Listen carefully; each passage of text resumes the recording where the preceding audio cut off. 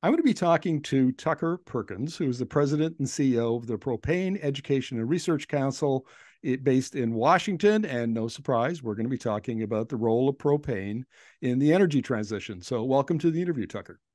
Markham, thanks for having me. I'm looking forward to our conversation.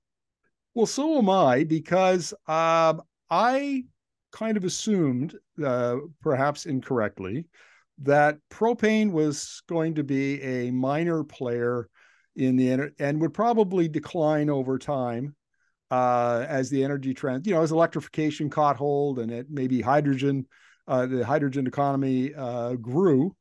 But I take it that you're going to argue that propane has longer staying power than that. And I want to ask you why propane is a legitimate player in the low carbon conversation. Because propane is a low carbon fuel. I think that is the simple answer. That all fossil fuels are not created equal, and low carbon fuels like propane, like natural gas, clearly have a seat at the table today. So people say, well, it's going to be a bridge fuel. Okay, I'm not sure how long that bridge is, but we begin to demonstrate now with clarity. We go from low carbon conventional propane to renewable propane that's carbon zero, perhaps less than carbon zero. I can comfortably demonstrate that not only do we accelerate decarbonization today, we can provide a path to zero in the future. And along the way, we do two things that I rarely hear anybody talk about, which is do it affordably and do it reliably. Well, fair enough. Now, just for the folks at home, propane has roughly 63, 64 kilograms of CO2 kilograms of CO2. Hang on a second. See, we're going to edit this out. This is why I would normally wear my glasses. Per million BTU, that's what it was. And for our viewers, just mention that propane has 62 kilograms of CO2 equivalent per million BTU. Natural gas is about at 52, but I guess they're close enough that it really, for practical purpose, doesn't make any difference. So, Tucker, do you see the applications for propane as the same as maybe compressed natural gas? There are applications in the north where propane is maybe the only gas they have access to. It comes in on a truck. Propane used in petrochemicals still, or do you see that there's a wider market application for propane even in the low carbon conversation? Yeah, I think at some level we tend to focus on natural gas where the mains are there, and then propane for most of the work beyond the mains. But then to your point about CNG versus propane, the energy density of propane is just so superior to CNG with all of that effort, with all that compression, with all of that tube trailer that, again, today we position propane mainly against diesel fuel, far superior, superior on a GHG basis, superior to groundwater or soil for storage. And really now with like this new Cummins engine that we can talk about in a bit, we're matching the thermal efficiency. So, I think there is a fundamental difference between propane and natural gas, and that propane doesn't contain methane. Kind of angers my natural gas friends when I talk about that. But I'm quick to defend them because both are low carbon fuels. And I think the natural gas industry is very incentivized to work on their methane problem, right? So it's really about natural gas where the mains exist and propane beyond it. I used to never even think about, much less talk about, megawatt power stations, which, something natural gas guys do all the time.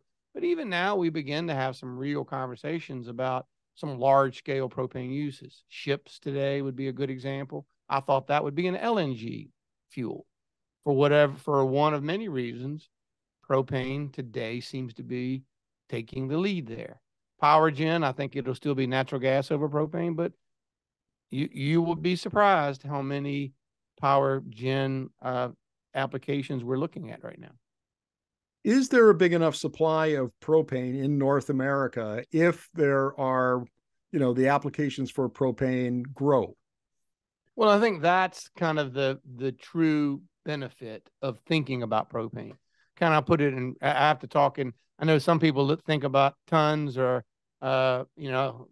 different units. Let me talk about it in gallons, but the ratio will be about the same.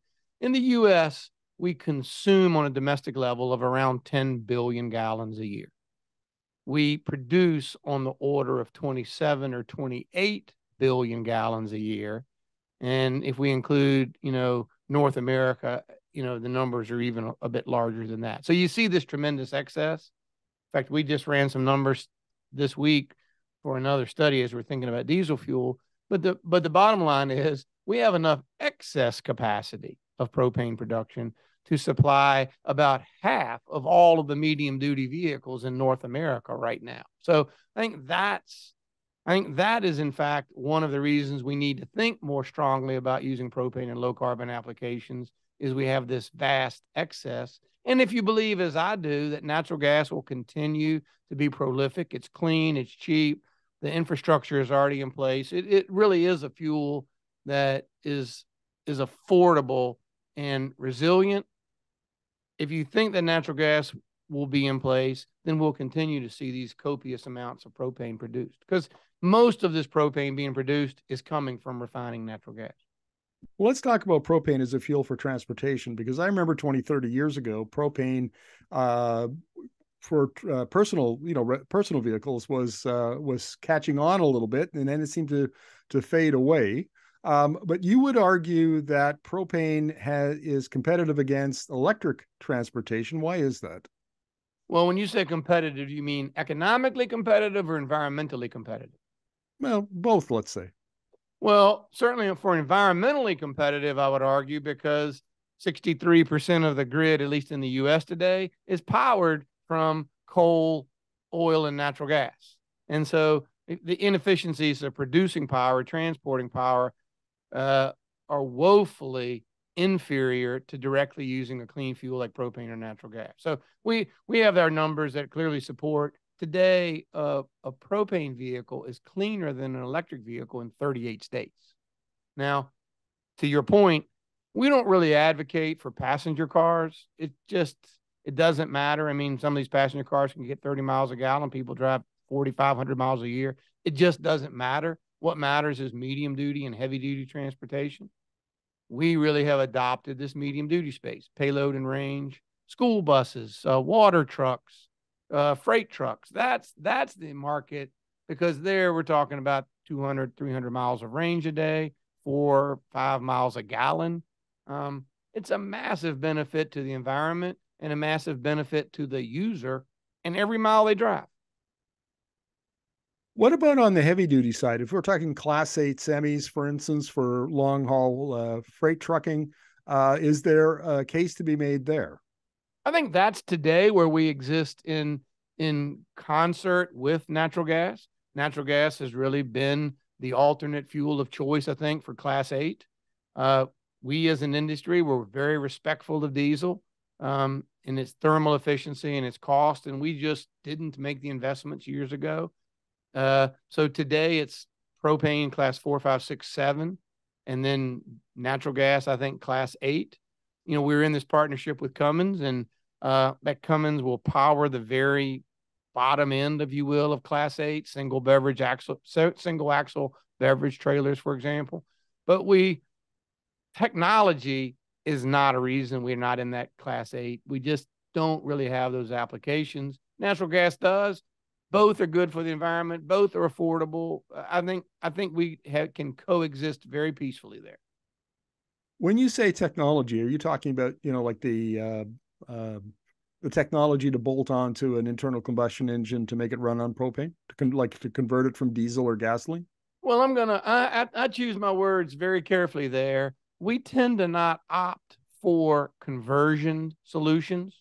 So we really, again, to be competitive going forward, we're finding purpose-built engine. So the Cummins engine that I talk about, it's now coming to the public, but that engine would say at some level it's fuel agnostic, right? It can be a diesel engine, it can be a hydrogen engine, it can be a propane or natural gas engine, but the top works are very unique to each of those fuels.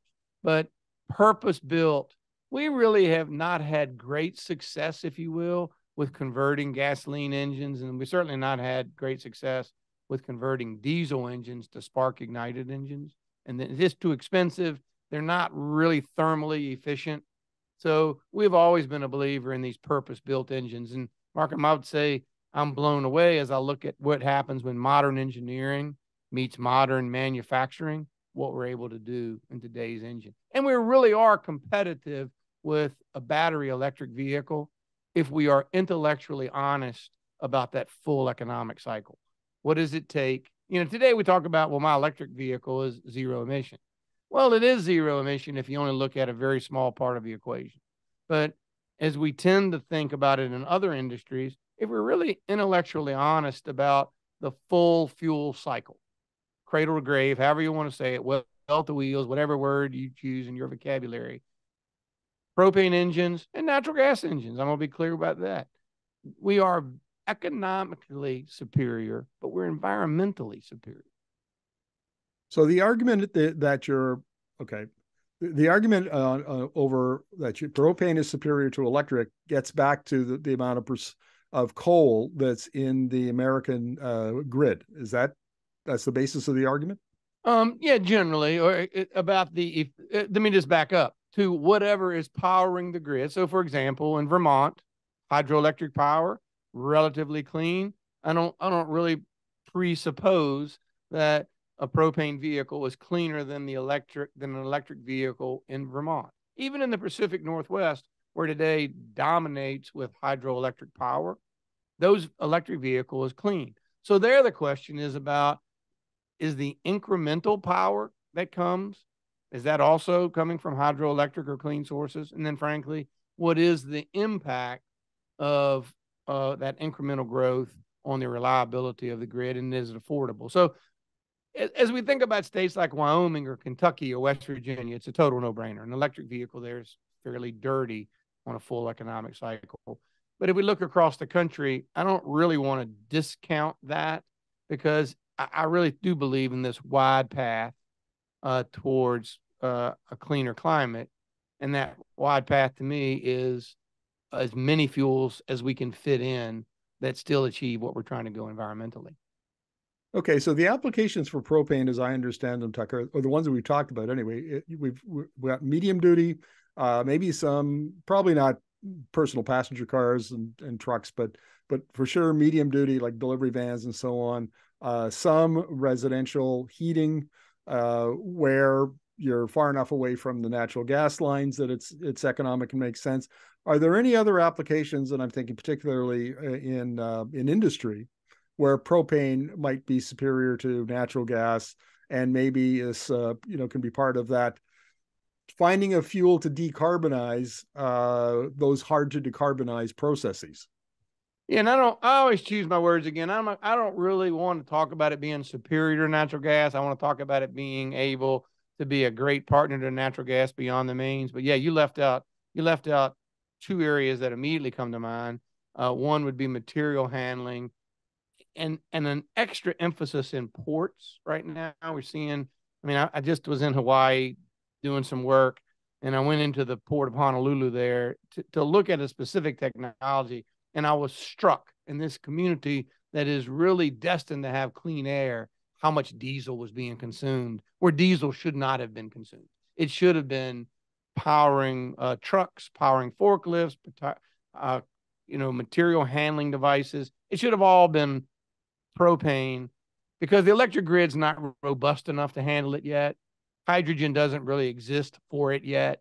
And propane is significantly cleaner than diesel today. So one, material handling across the board, and then power gen. Power gen on a smaller scale. Think microgrids, think peak shaving, think perhaps load, base load. And you mentioned industry. It's a classic example. We're working with a lot of industries today that are using their propane power to be their base load, shaving with the peaks from the utility. And there they get A, reliability, B, they control their own costs, generally cheaper than the electric grid today, but C, they're really able to do it cleaner than their existing electric grid. And that's a real benefit for a lot of companies that are really truly beginning to pay attention to their ESG footprint. So look down the road, Tucker, maybe 10 years, 20 years, 30 years. Do you expect propane consumption to grow in the United States? Maybe decline slowly over time? What's your take on that? No, I think about this almost every day. I try to study it both scientifically and then quantify it almost every day. I am in the strong camp and have been quoted quite a bit that I believe propane will grow by 50% or even potentially double rather than we won't go backwards a bit. And the reason for that is there just aren't that many clean choices. Hydrogen's not ready. Small scale nuclear is not quite ready. Wind's not going to be, these aren't really base load capable technologies yet. And propane is going to fill that gap, taking market share from diesel, where in the applications that we have, and then being much more robust in power generation. I mean, we're working on a host of technologies, even as simple as residential based heating technologies, but that also produce power. Think about CHP, combined heating power, whatever. So many different ways to spin that. But we're beginning to see a rapid move towards that kind of technology. Produce enough power to run your house, produce enough gas to heat your water, cook your food, heat your home when it's cold. And those technologies are going to combine to propel propane into the future with a pretty robust growth profile. Combined heating, and that's something that's new to me. Can you explain what that is? Okay, the heating I get. I mean, I could see where propane, I mean, it already is for decades, it's already been used for home heating in a furnace, but the power generation part of it, that I don't understand. How does that work? Yeah, so it's been something that industry has been using quite a bit because the secret to this is you need to have a place to use this waste heat. And the secret for us as technologists had been to do what works in a 250 kilowatt package and shrink it down to something that would be applicable and cost effective residentially. But we're just starting to do it. We're now to the point where, for example, if you live in a home and you had a swimming pool, or you live in you have a small hotel with a laundry, or a YMCA with a gym and a pool. Now, all of a sudden, you're able to put in this combined heating technology that just engine driven. That engine not only provides enough power for whatever you size it that way, it also provides heat to heat your home, heat your water. And we see it, hospitals, nursing homes, prisons, convalescent homes. It's been kind of their standard thing. We scaled it back. So car washes, very large homes that had swimming pools or spas. And now we're beginning to even bring it back towards normal people's homes that, again, for example, the electricity would power their air conditioning in the summer, would power their lighting, and generally enough power to do that. And then the propane portion heats hot water, cooking, and then provides, of course, the decorative outdoor living things that everybody seems to demand these days. To wrap up the interview, Tucker, give me the elevator pitch for where propane is going to fit into the economy going forward in a low carbon economy. Yeah, in a low carbon economy, people should be legitimately concerned with not only the greenhouse gas footprint they have. I think they should be concerned about the other emissions that we never talk about, but we'll leave that alone for a second. And they need to think about, is it affordable and is it reliable? Propane exhibits those three characteristics: decarbonizing today, affordable and reliable for your home, for many businesses. We didn't talk about the farms today, but certainly been the fuel of the farm. But as we think about the future, for material handling, transportation, and power generation. Tucker, thank you very much. Really appreciate this. Markham, great to be with you. Thank you.